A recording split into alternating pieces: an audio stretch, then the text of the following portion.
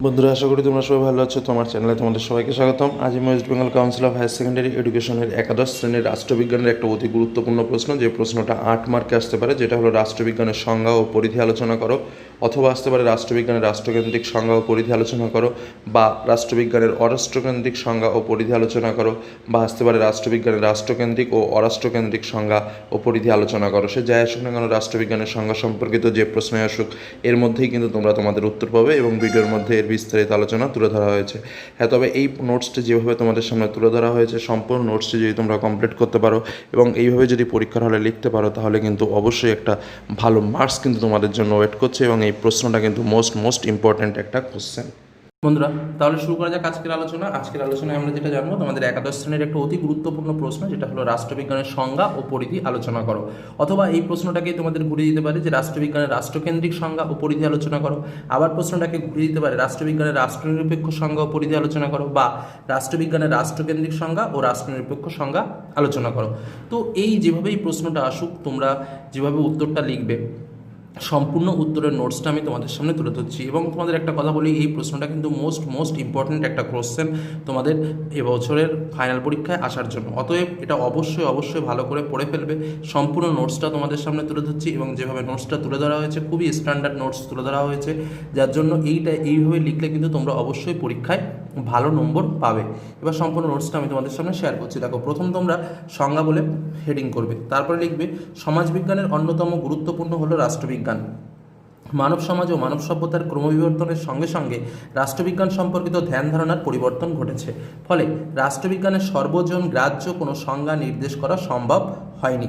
কারো মতে রাষ্ট্রবিজ্ঞান, কারো মতে রাষ্ট্রবিজ্ঞান হলো বলে পয়েন্ট করবে, কারো মতে রাষ্ট্রবিজ্ঞান হলো বলে পয়েন্ট করে এবার লিখবে বিরোধ এবং বিরোধের মীমাংসা নিয়ে আলোচনা করে। কে বলেছেন? একটা দাগ দিয়ে অ্যালান বল। পরেরটা দেখো, মূল্যের কর্তৃত্বমূলক বন্টনের পার্টি হলো রাষ্ট্রবিজ্ঞান। একটা দাগ দিয়ে লিখবে ডেভিড ইস্টন। আবার দেখো, তারপরে প্যারা করে লিখবে ক্ষমতা, শাসন বা কর্তৃত্ব হলো রাষ্ট্রবিজ্ঞানের মূল বিষয়। ডাল। এবার প্যারা করে লিখবে অর্থাৎ ব্যাপক অর্থে রাষ্ট্রবিজ্ঞান হলো এমন একটি বিষয় যা ক্ষমতা, শাসন ও কর্তৃত্বের বন্ধনে আবদ্ধ মানুষের সঙ্গে মানুষের স্থায়ী একটি সম্পর্ক নির্ধারণকারী রাজনৈতিক ব্যবস্থা। এই যে পাঠটা বললাম, ধরো এবার পরীক্ষায় তোমাদের শুধু একটা প্রশ্নের সঙ্গে জয়েন্ট দিয়ে দিল রাষ্ট্রবিজ্ঞানের সংজ্ঞা লেখো, তখন জাস্ট রাষ্ট্রবিজ্ঞানের সংজ্ঞাটা কিন্তু এই যে ফার্স্টে যে পাঠটা বললাম, এই পাঠটা লিখলেও কিন্তু হবে। পরের তোমরা মেইন যে পয়েন্ট করবে, রাষ্ট্রবিজ্ঞানের গ্রহণযোগ্য সংজ্ঞা। কি লিখবে? রাষ্ট্রবিজ্ঞান হলো সমাজবিজ্ঞানের সেই শাখা যা বিজ্ঞানভিত্তিক আলোচনার মাধ্যমে রাষ্ট্রের তত্ত্ব, সংগঠন, শাসন প্রণালী এবং তার আন্তর্জাতিক সম্পর্ক বিশ্লেষণ, আন্তর্জাতিক আইন, সংগঠন ইত্যাদি সম্পর্কে বিভিন্ন রকম রাজনৈতিক ব্যবস্থা ও তুলনামূলক আলোচনা ও মূল্যায়ন করে। স্বাভাবিক কারণে বিভিন্ন রাষ্ট্রবিজ্ঞানের ভিন্ন ভিন্ন ক্ষেত্রগুলিকে প্রধানত দুটি ভাগে ভাগ করা যায়, যথা কী কী? একটা হলো রাষ্ট্রকেন্দ্রিক সংজ্ঞা এবং আরেকটা হলো অরাষ্ট্রকেন্দ্রিক বা রাষ্ট্রনিরপেক্ষ সংজ্ঞা। নিম্নে এদের সম্পর্কে আলোচনা করা হলো। এবার তোমরা হেডিং করবে রাষ্ট্রবিজ্ঞানের রাষ্ট্রকেন্দ্রিক বা সাবেকি সংজ্ঞা বলে হেডিং করবে।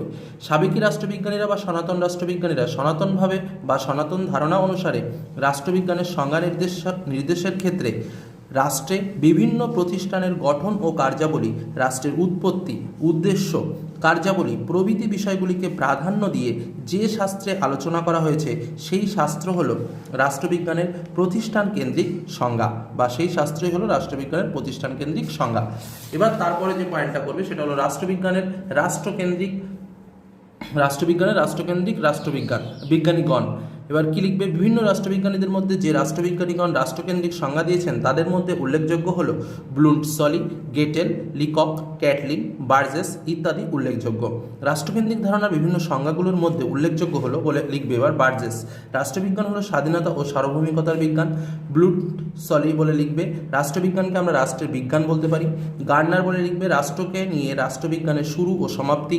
গেটেল বলে লিখবে রাষ্ট্র কী ও তার বিশ্লেষণমূলক আলোচনা সম্বন্ধে রাজনৈতিক আলোচনায় হলো রাষ্ট্রবিজ্ঞান। এবার পরের পয়েন্ট করবে পরিধি বা সীমাবদ্ধতা। কি লিখবে? রাষ্ট্রবিজ্ঞানের রাষ্ট্রকেন্দ্রিক সংজ্ঞা সম্পূর্ণ ত্রুটিমুক্ত নয়, এর বেশ কিছু সমস্যা রয়েছে। কি সমস্যা? ফার্স্ট পয়েন্ট করবে সংকীর্ণতা। বিজ্ঞানী রুবসন, ল্যাসওয়েল, অ্যালান বল প্রভৃতির মতে রাষ্ট্রবিজ্ঞানের রাষ্ট্রকেন্দ্রিক সংজ্ঞা সম্পূর্ণ সংকীর্ণ দোষে দুষ্ট। শুধু রাষ্ট্র ও রাষ্ট্রীয় প্রতিষ্ঠানগুলির মধ্যে এটিই সীমাবদ্ধ। পরের যে পয়েন্টটা করবে কৃত্রিম, খামখেয়ালি ও আইন কেন্দ্রিক। কি লিখবে? ম্যাকেঞ্জির মতে রাষ্ট্রকেন্দ্রিক সংজ্ঞাকে কৃত্রিম, খামখেয়ালিপূর্ণ ও অধিক মাত্রায় আইনকেন্দ্রিক বলেছেন। পরের পয়েন্টে লিখবে ব্যক্তি ও গোষ্ঠীর আচরণ উপেক্ষিত। আচরণবাদী বিজ্ঞানীরা তীব্র সমালোচনা করে বলেছেন ব্যক্তি ও গোষ্ঠীর আচার ও আচরণের কোনো সুযোগ নেই। পরের এবার যে মেইন পয়েন্ট আমাদের পরেরটা, মানে আমরা দুটো সংজ্ঞা পড়ব, একটা হচ্ছে রাষ্ট্রবিজ্ঞানের রাষ্ট্রকেন্দ্রিক সংজ্ঞা আর একটা হচ্ছে রাষ্ট্রবিজ্ঞানের অরাষ্ট্রকেন্দ্রিক সংজ্ঞা। তো এই যে পার্টটা আমরা বললাম, এটা বললাম রাষ্ট্রবিজ্ঞানের রাষ্ট্রকেন্দ্রিক সংজ্ঞা, অর্থাৎ এর মধ্যে আমরা কী কী পেলাম দেখো।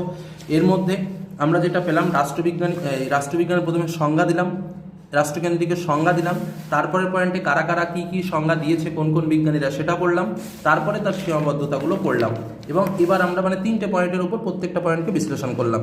তারপরে আমরা যে মেইন পয়েন্ট করবো রাষ্ট্রবিজ্ঞানের আধুনিক বা অরাষ্ট্রকেন্দ্রিক বা রাষ্ট্রনিরপেক্ষ সংজ্ঞা। এবার ঠিক একইভাবে সংজ্ঞা বলে পয়েন্ট করব, কি লিখব, রাষ্ট্রকেন্দ্রিক সংজ্ঞার সমালোচনার সূত্র ধরেই অরাষ্ট্রকেন্দ্রিক বা রাষ্ট্রনিরপেক্ষ বা রাষ্ট্রবিজ্ঞানের আধুনিক সংজ্ঞার উৎপত্তি।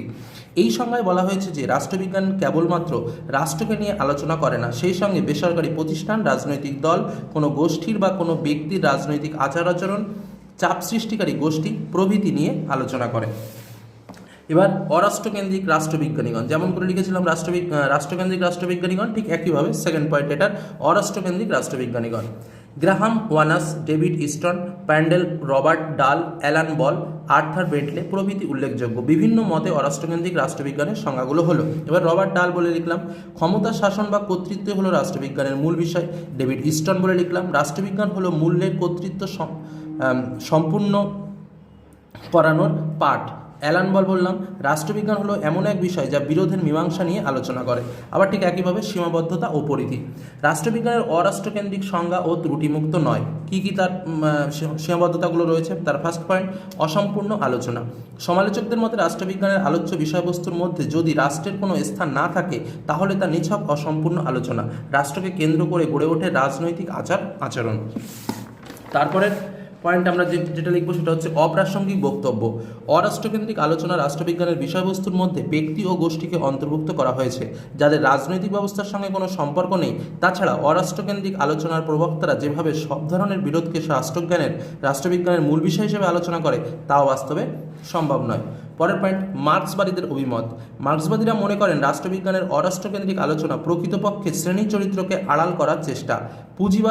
পুঁজিবাদের সমাজে রাষ্ট্র যে শ্রেণী শোষণের যন্ত্র, এই বাস্তবতাকে এড়িয়ে যায় অরাষ্ট্রকেন্দ্রিক সংজ্ঞা।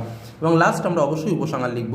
সব কিছু মিলিয়ে এই সম্পর্কে আসা যায় যে মত ও আধুনিক সমাজ জীবনের ও রাজনৈতিক ক্রিয়াকলাপ, সাংস্কৃতিক জীবন সবই রাষ্ট্রবিজ্ঞানের আলোচ্য বিষয়। তাই বিজ্ঞানভিত্তিক আলোচনার সম্পর্কিত বিভিন্ন বিষয় বিচার ও বিশ্লেষণ করাই হলো রাষ্ট্রবিজ্ঞান। এই হলো আমাদের রাষ্ট্রবিজ্ঞানের সংজ্ঞা। এবার দেখো তোমাদের পরীক্ষায় যদি শুধুমাত্র রাষ্ট্রবিজ্ঞানের রাষ্ট্রকেন্দ্রিক সংজ্ঞাটা আসে তাহলে শুধু যে রাষ্ট্রকেন্দ্রিক সংজ্ঞার যে পাঠটা বললাম সেই পাঠটা বলে দেবে।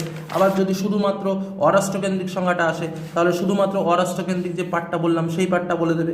যদি দুটো পাঠই আসে তাহলে দুটো পাঠই উল্লেখ করবে। ঠিক এইভাবে মানে যে 3টে পাঠের উত্তর হলো, উত্তরটা তোমাদের ব্যাখ্যা করলাম 3টে পাঠে। প্রথম পাঠে আমরা রাষ্ট্রবিজ্ঞানের সংজ্ঞা আলোচনা করলাম, দ্বিতীয় পাঠে আমরা রাষ্ট্রবিজ্ঞানের সংজ্ঞা, তার সীমাবদ্ধতা, বিজ্ঞানীগণের নাম আলোচনা করলাম এবং তৃতীয় পাঠে রাষ্ট্রনিরপেক্ষ সংজ্ঞা, তার বিজ্ঞানীগণের নাম এবং তার সীমাবদ্ধতা আলোচনা করলাম। মানে মোট টোটাল 3টে পার্ট।